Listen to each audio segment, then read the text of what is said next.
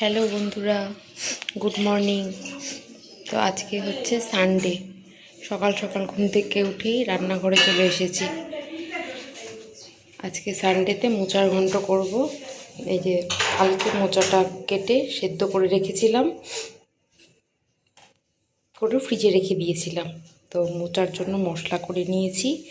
পেঁয়াজ, রসুন, আদা, লঙ্কা, জিরে, হলুদ, কাশ্মীরি লঙ্কার গুঁড়ো, নুন সব একসাথে রেখেছি। আর এখানে ছোটো ছোটো করে আলু কেটে রেখেছি।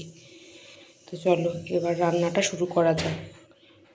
মোচার ঘন্টটা যখন করবোই ভাবলাম, তাই ভাবলাম যে তোমাদের সাথে রেসিপিটা শেয়ার করি। তো কড়াই বসিয়ে নিয়েছি, কড়াইতে সাদা তেল দিয়ে দিয়েছি।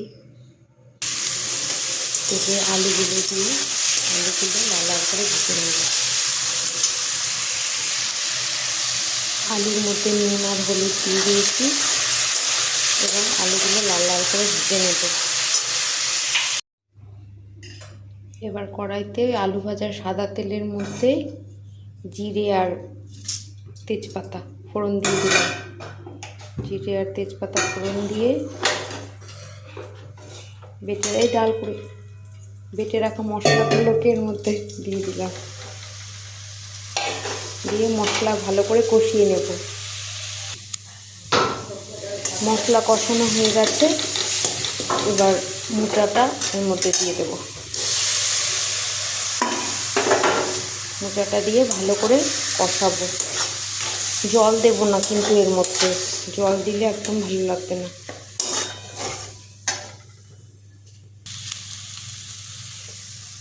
মোচাটা এখন কষানো হয়ে গেছে, এবার অল্প একটু চিনি দিয়ে দেবো এর মধ্যে।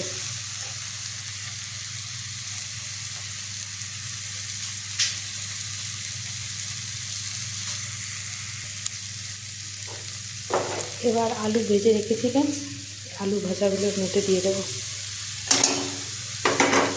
ভালো করে মিশিয়ে নেব।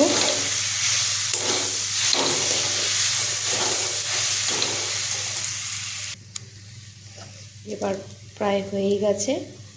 এবার যে গরম মশলা গুঁড়ো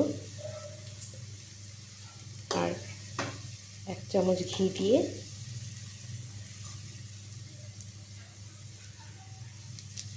ভালো করে মিশিয়ে বন্ধ করে দেব।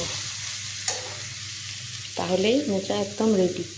সমস্ত রান্নাটা কিন্তু আমি সাদা তেলেই করেছি, আপনারাও একবার করে দেখবেন। ঠিক এইভাবেই খুব ভালো হবে। তাহলে মোচার ঘন্ট আমার রেডি হয়ে গেল।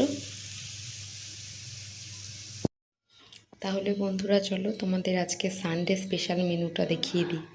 আজকে সানডে স্পেশাল মেনুতে আছে হচ্ছে এই যে সাদা ভাত, মুসুরির ডাল, মোচার ঘন্ট, ছোটো মাছের চচ্চড়ি আর এই যে চিকেন কষা।